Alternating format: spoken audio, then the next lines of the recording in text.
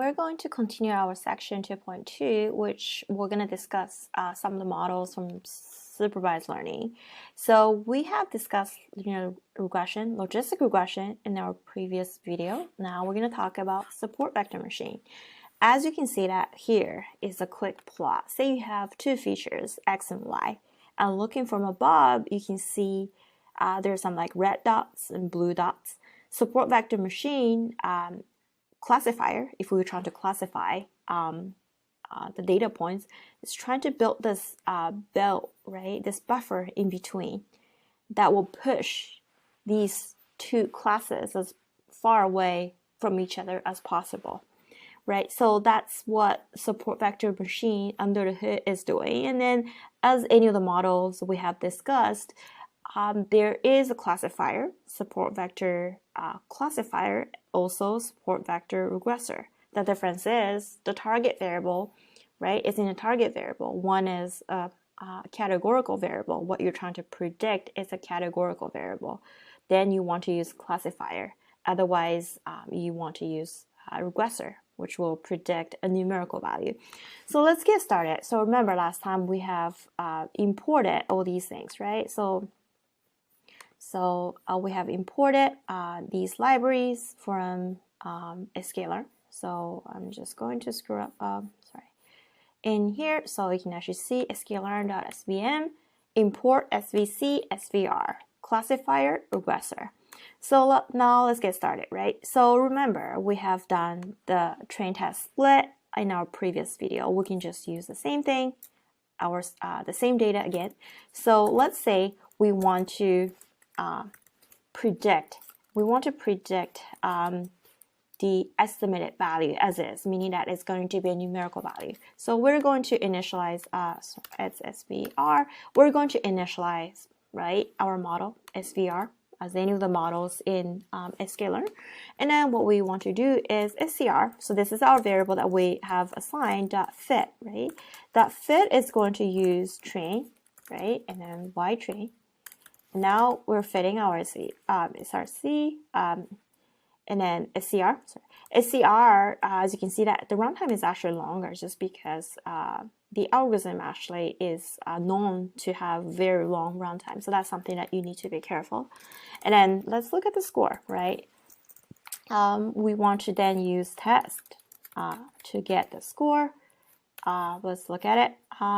It's not so great, right? It's like minus 0.05. It can be minus, right? So the score can be minus. However, if it's very minus, means if it's very bad, then we can always flip it to make it better. But in this case, it's not really great. So let's then look at SVC, right? The classifier. So that means we're trying to predict a categorical variable. So remember in our last video we have created the binary label, right, based on the estimate value. So we call it estimate value bin. So we have high and low. So we are going to use and then we assign it to y2. So we're going to use this like y2, right, y2 instead. We have the y2 train, y2 test. So we're gonna use that instead. Let me move this over in here because I think I wrote it in the wrong section.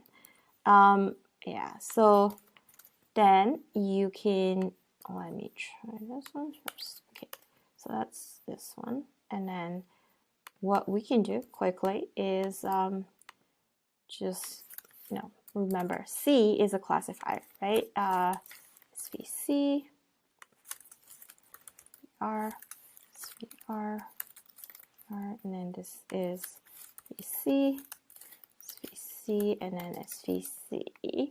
And then in here we're going to use 2, right? So let's take a look at the score. This is not so great.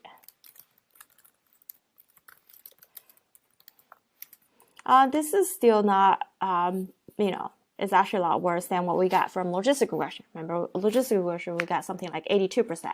This is only 55%. Now let's look at the confusion matrix, right? Confusion matrix, remember, is to tell you the type 1 and type 2 error, as well as the correct classification, right? So we're going to actually put, so we need to assign y predict, but we're going to call it y2 predict, right? Because this is the labeled version of the estimated value. So we can actually call this svc.predict, right? Predict of x test, right? So now we're going to put y true, which is going to be y test, y2 test, and then y2 pred, right? So this is how the confusion matrix looks like. And you can see, okay, this is type 1 error, this is type 2 error. Type 1 error is good, but type 2 error is really bad, right? Out of all the lows, right, we're only making 140 the correct of the correct classification. So this is the type 2 error, which you can see is a lot bigger than what we're doing it right, which is this 140, right? So yeah, turns out that SVR, SVC, they're not the right model for this problem, right? So it happens because for you to find just the optimal model and optimal features, you're gonna have to go back a few times, right? Do a few iterations, sometimes more than a few iterations, really understand, and then really pick the best model, and then best set of features. And sometimes depending on the combination of the model and the features, you might have to go back and rerun again. So definitely it takes a lot of trials and errors. So now let's talk about KNN, right? It's another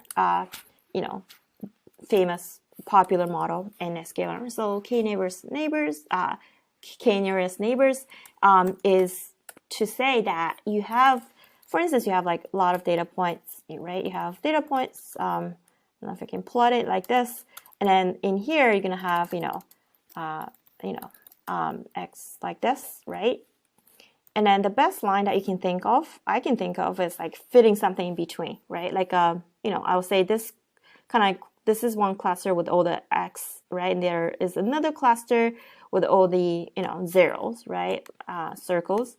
So now if I have a new data point, right, that's in here, right? That's in here, right? I can say this is probably, this probably belongs to this cluster, therefore it should be x, right? And then the other one is if I have something unknown data point that's somewhere, in here, then I know that, okay, it's likely that, so this is unknown, right? I should write it so that it's unknown, but it's likely that this unknown is equal to, 0. And this unknown should be x,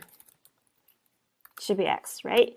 So k-nearest neighbor is saying that, okay, given all these data points, remember, it's still supervised learning. That means it's labeled. You know the labels. So it's x, or it's circle, or it's like, the labels, right? The actual labels. And then given all these known labels, right, I have one unknown data point, right, that I'm interested in classifying, for instance, right? So looking at the neighbors, either it's like 5 closest neighbors, right? If their labels are mostly x, then I can conclude that this unknown data point is going to be classified as x. However, if my 5 closest nearest neighbors are classified as 0, then it's likely that this unknown data point should be, right, classified as 0, right? So that's what this is doing. Pretty much it's a bunch of distance calculations. You try to find your neighbors, right, and then see how they've been labeled. And then from there, you can gauge probably, this new data point or unknown data point should be labeled as such and such.